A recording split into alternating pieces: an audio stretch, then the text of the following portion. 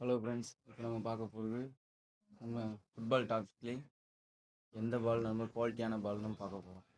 இப்போதைக்கு நிவ்யா பால் signing star தான் ரொம்ப குவாலிட்டியாக இருக்குது. ஏன் இந்த பால் நம்ம சொல்கிறேன்னா, காஸ்கோ பாலும் சைனிங் ஸ்டார் பாலுக்கும் நிறையா வித்தியாசம் இருக்குது. அந்த பாலோட இந்த பால் 3 லேயர் போட்டு வைக்கப்படுது. இதோட ஸ்ட்ரெச்சிங் எல்லாம் மிஷின்லேயும் செக் பண்ணி 1க்கு 3 தடவை வெரிஃபிகேஷன் பண்ணி தான் அந்த பாலே வெளியிடுறாங்க.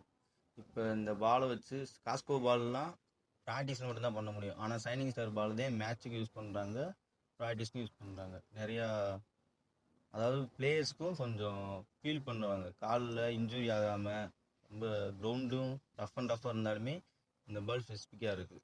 இதனால தான் சைனிங் ஸ்டார் பால் எல்லாருமே விரும்புகிறாங்க. இப்போ இந்த பாலில் இருக்க இந்த கலர்ஸ் எல்லாமே ஒரு நல்லா வேர்ல்டில் விளாண்ட அவங்க அந்த பிளேயர்ஸு ட்ராயிங்ஸு எல்லாம் வச்சு சேர்த்து வச்சு நிறையாவது இன்க்ளூடிங் பண்ணி அப்படி வச்ச ட்ராயிங்ஸ் தான் அந்த பாலில் ஸ்ட்ரெச்சாக இருக்குது. இதுக்கு ஸ்ட்ரெச்சு இந்த வெரிஃபிகேஷன் பண்ணுறதுக்கு ரொம்ப நாளுக்கு அடுத்து அந்த பாலே வெளியே விட்டாங்க. வேர் அடிக்கிற பாயிண்டில் கல்லோ இல்லை வேறு எதுவும் குச்சி இந்த மாதிரி எதுவுமே உள்ளே போகாத அளவுக்கு உள்ள லெதர் ஃபிக்ஸ் பண்ணி வச்சுருக்காங்க.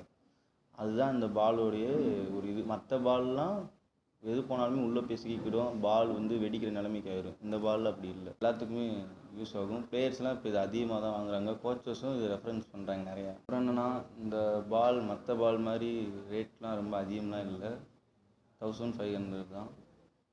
இந்த பால் நம்ம எல்லா கடையிலுமே இப்போ ஸ்ப்ரெட் ஆகிடுச்சு, எங்கே வேணால் நம்ம வாங்கிக்கலாம்.